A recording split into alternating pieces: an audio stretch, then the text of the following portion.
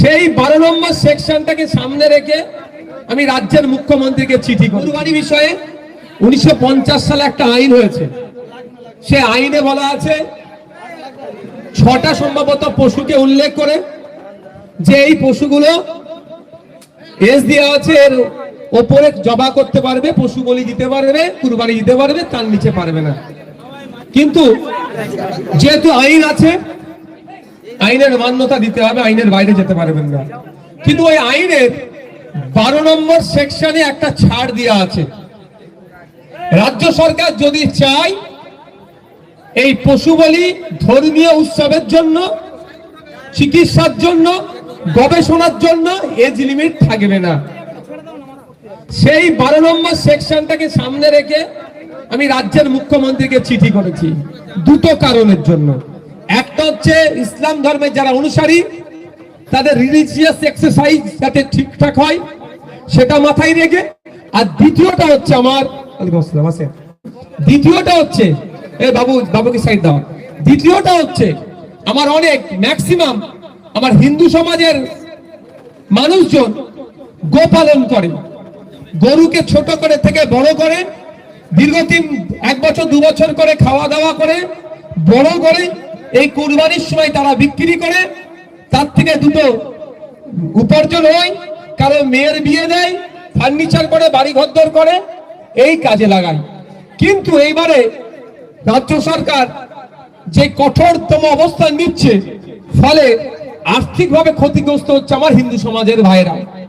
মুসলিমরা গরু বিক্রি করে না বলবো না, ব্যাপক ক্ষতি হচ্ছে আমার হিন্দু সমাজের মানুষের।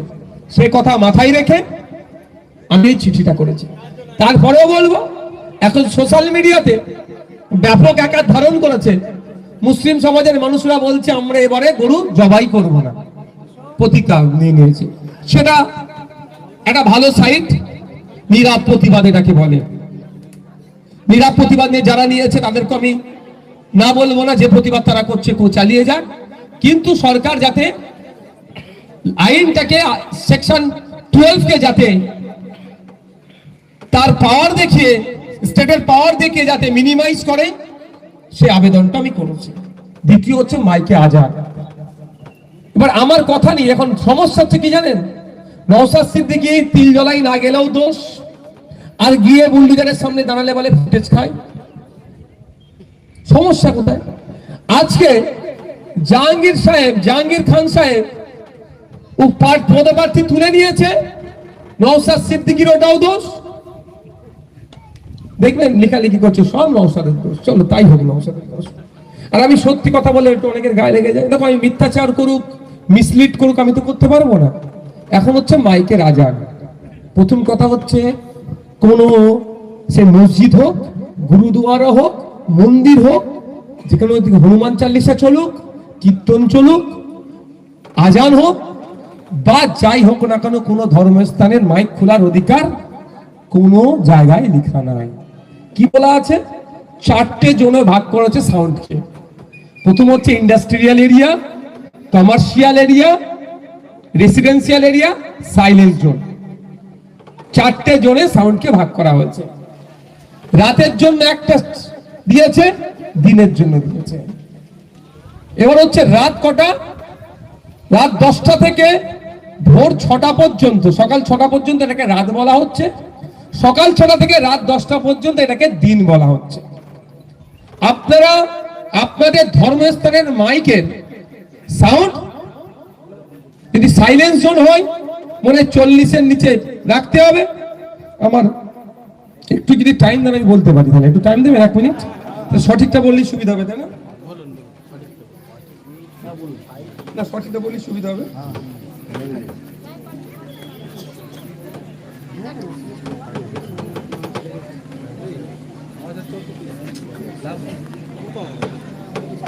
আমার গাড়িতে প্রিন্ট করা আছে।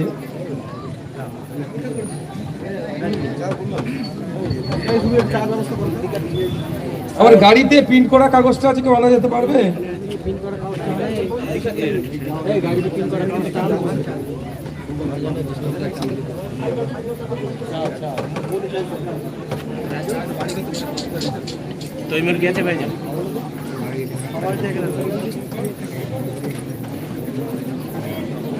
ঠিক আছে,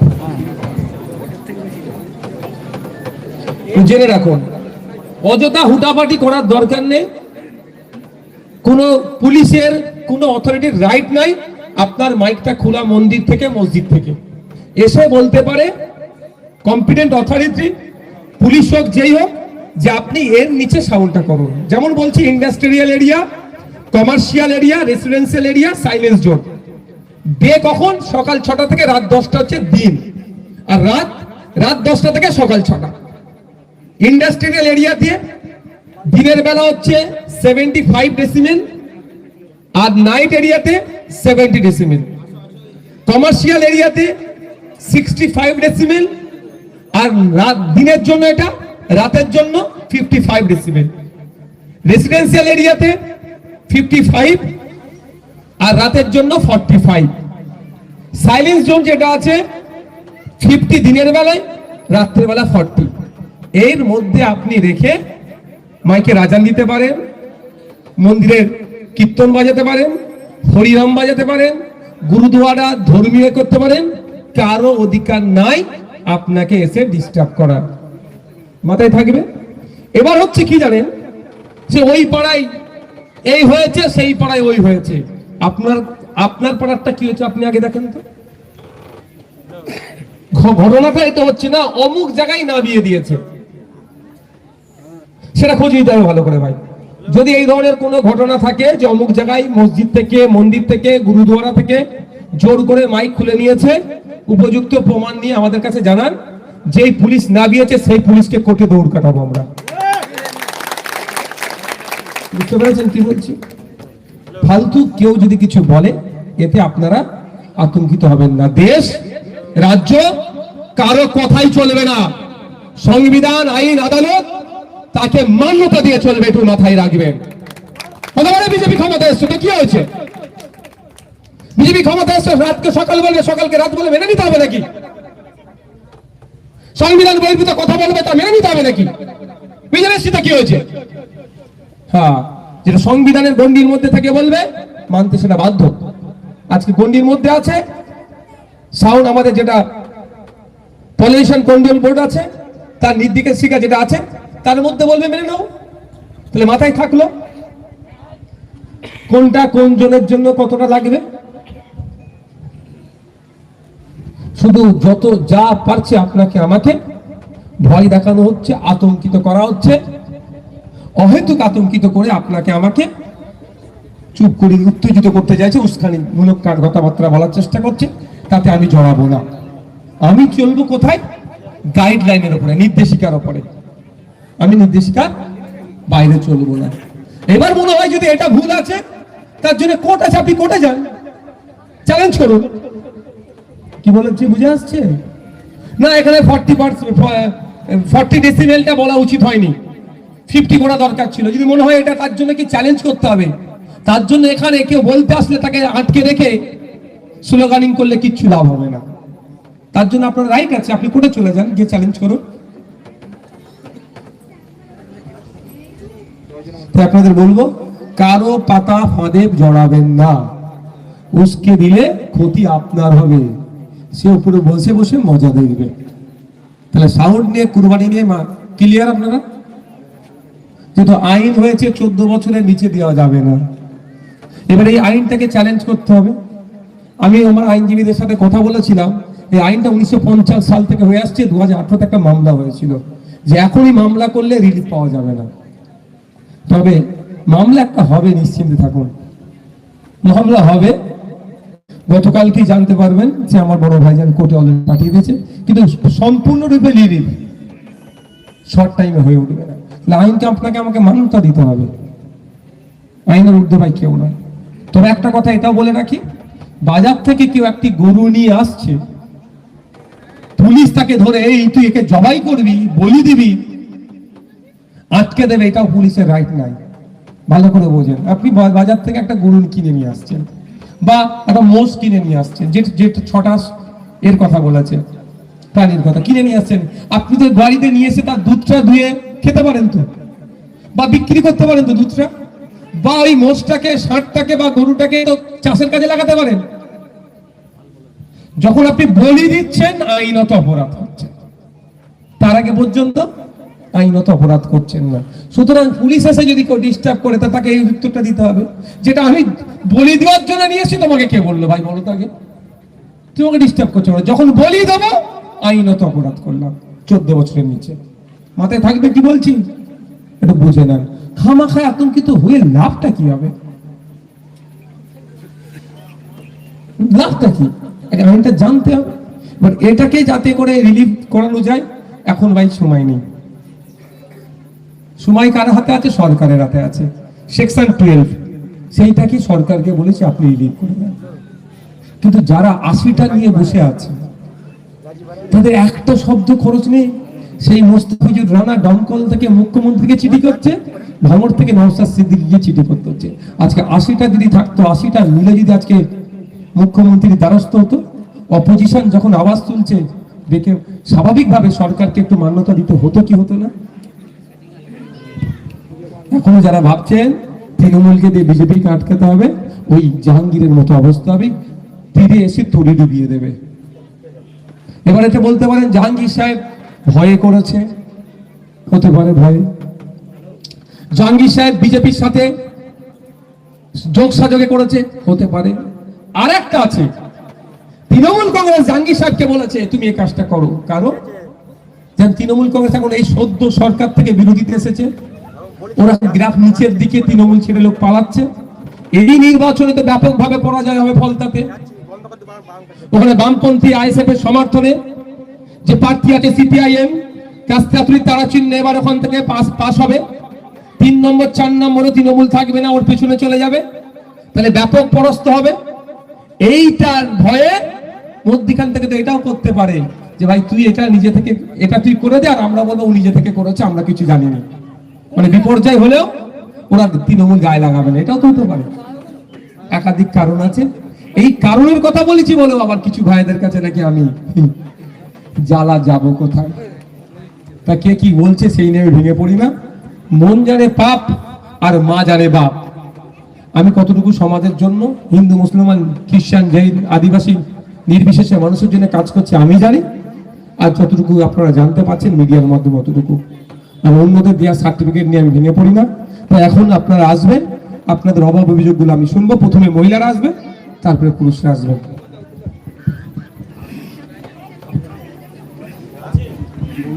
আচ্ছা ঠিক আছে, মামা বলো কি হচ্ছে, তুমি একটা লাইন আসো, এখানে একটা চেয়ার দিয়ে দাও তো, চেয়ারটা দিয়ে হ্যালো।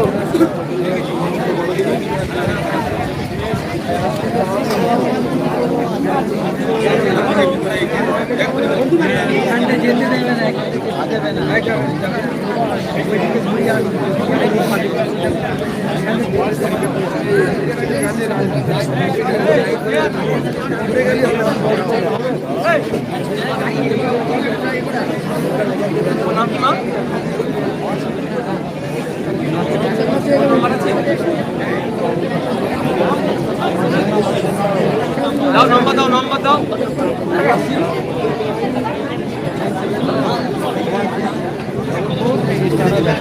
এর আগে কোনো অ্যাপ্লিকেশন করে দিলে সরকারে, আর যদি যখন ফোন করা হবে অ্যাপ্লিকেশন করে অ্যাপ্লিকেশন করতে হবে। আর কি আছে না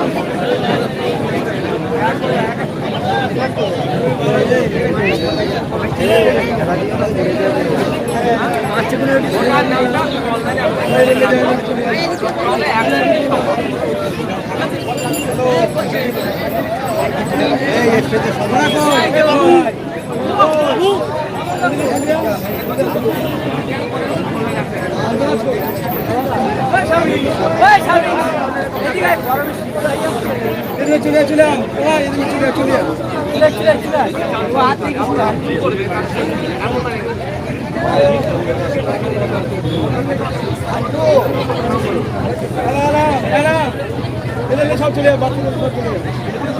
আমরা দুদিন ধরে নিয়ে আসলাম 10টা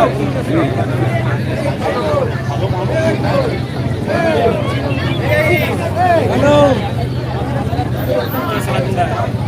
এই তো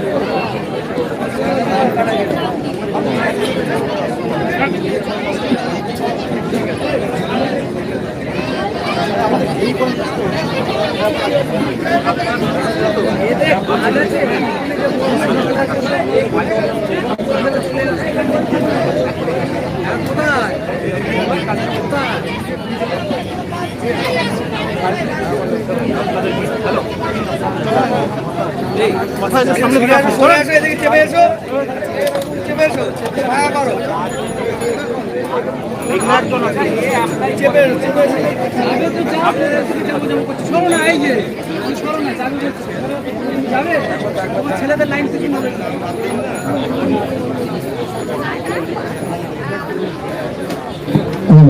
আর একটা কথা, আমার কাছে ওই বিষয়টা আসার দরকার নাকি শুনেনি। যাদের নাম ডিলিট হয়ে গিয়েছে অনলাইনে অ্যাপ্লাই করাছে, অর্থাৎ ট্রাইব্যুনালে অ্যাপ্লাই করার পরে এখনো তাদের কি হবে, তাই তো? এখন আমাদের যাতে এটা দ্রুততার সাথে সমাধান হয়, আগামীকাল বেলা 2:30 থেকে কলকাতায় আমরা একটা মিছিল করছি, শিয়ালদা থেকে সি অফিস পর্যন্ত একটা পার্ট। কিন্তু আপনাদের বলি, আপনাদের ইচ্ছায় আপনারা সেখানে যেতে পারেন, আমাদের খোকন ভাইরা আছে, আপনাদেরকে গাইড করে দেবে।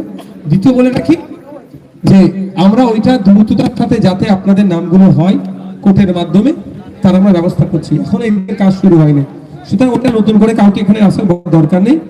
শুধু আমাদের সাথে যোগাযোগটা আপনারা রাখবেন, আমরা আইনের মাধ্যমে তুলব। কারো উকিলের প্রয়োজন হলে আমি কথা দিয়েছিলাম বিনামূল্যে উকিলি পরিষেবা দেবো, আজকেও বলছি উকিলের দরকার হলে বিনামূল্যে আপনাকে আমরা উকিল দেবো। ওটা নিয়ে বলার দরকার নেই কাউকে, অন্য কাজগুলো আসুন।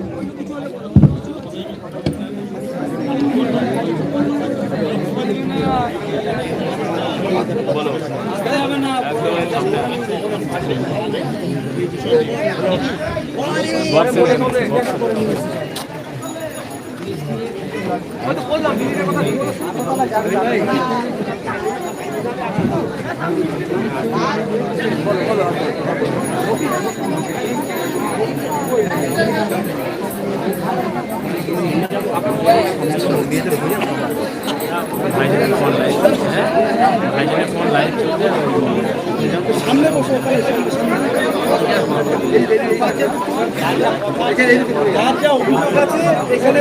আমি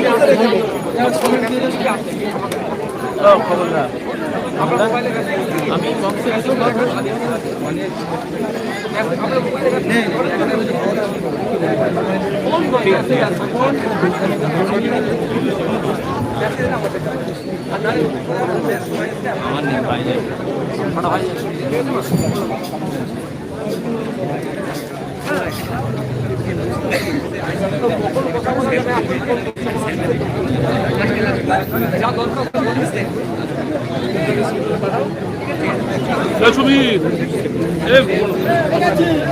পানি পানি আছে তো ওখানে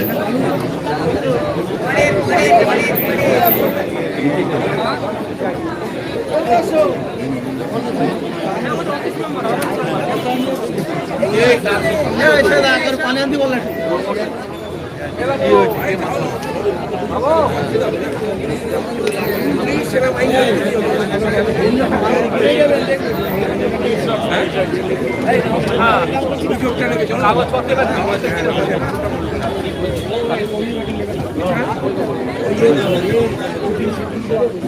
নাম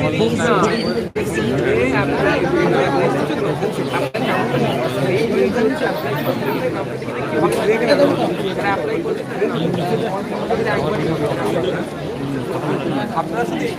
বাপ্পা এদিকে এদিকে এই তো ওগুলো পড়া খারাপ হবে দিও না তাও তোমার লাগবে এই তোমার থেকে আওয়াজ বলবো আমরা কি বলে এই গোগা কি কই তাতো আমার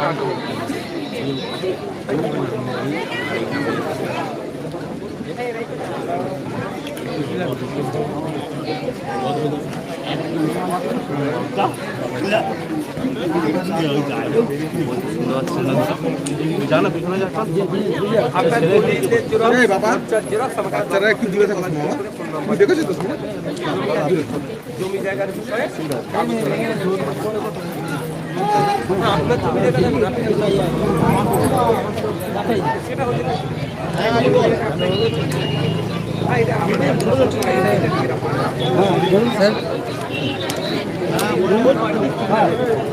অ্যাপ্লাইয়ের কপিগুলো আপনাদের কাছে রেখে অনলাইন করে আপনার তো অ্যাপ্লাই করতে অনলাইনে রেখে দেন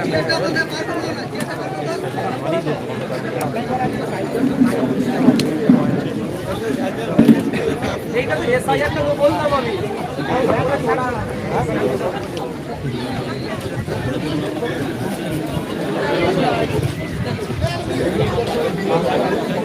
এখন